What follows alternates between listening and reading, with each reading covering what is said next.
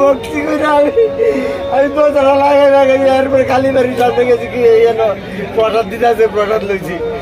আর এরপরে রাত্রে ভাই 11:30 বাজে আমি স্নান করে এরপরে আমি পাত্রী খাইয়া এরপর খাটানো দিয়েছি, ওই সাথে আমার ফোন করছে।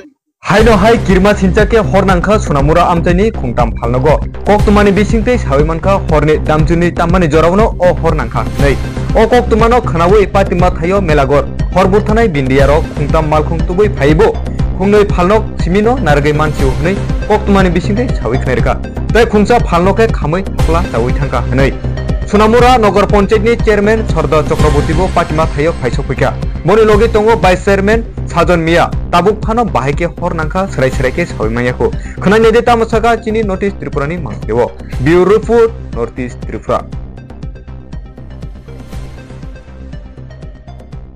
গেছি 9:30টার সময়।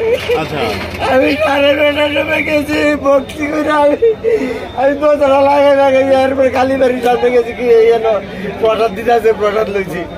আর এরপরে রাত্রে ভাই 11:30 বাজে আমি স্নান করে এরপরে আমি পাত্রী খাইয়া এরপর খাটানো দিয়েছি, ওই সাথে আমার ফোন করছে। ঝাড়ু আমার প্রথম তো ধরতে পারতে আসছি না, গুপটা লাগিয়ে উঠছিল। এরপরে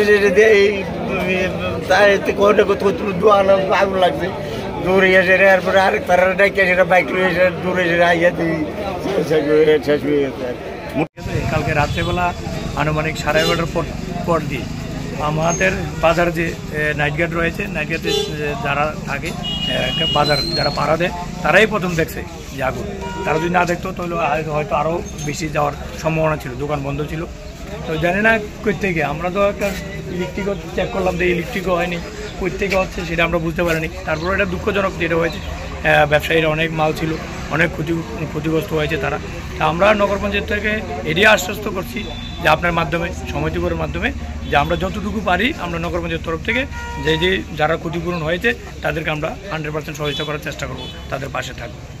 কত টাকা ক্ষয়ক্ষতি হতে পারে তাদের? অনেকটা দেখেন, একটা সেলুন ছিল, হয়তো সেলুনটারে শুধু কম পুঁজি ছিল, বাকি যে কাপড়ের দোকানটা সাথে যে দোকানগুলো অনেক মাল ছিল, অনেক ক্ষতিগ্রস্ত হয়েছে তাদেরকে। এখানে একটা জিনিস দেখা গেছে, আবর্জনা স্তূপ থেকে আগুনটা লাগতে পারে, তো যারা এই বাজার আবর্জনা স্তূপগুলো রাখে দোকানের আশেপাশে তাদের উদ্দেশ্যে কি বলবো? হ্যাঁ, তাদেরকে আমি বারবার বলি, বা আমার বাজার কমিটি তাদেরকে নিয়ে আমি বারবার বসি।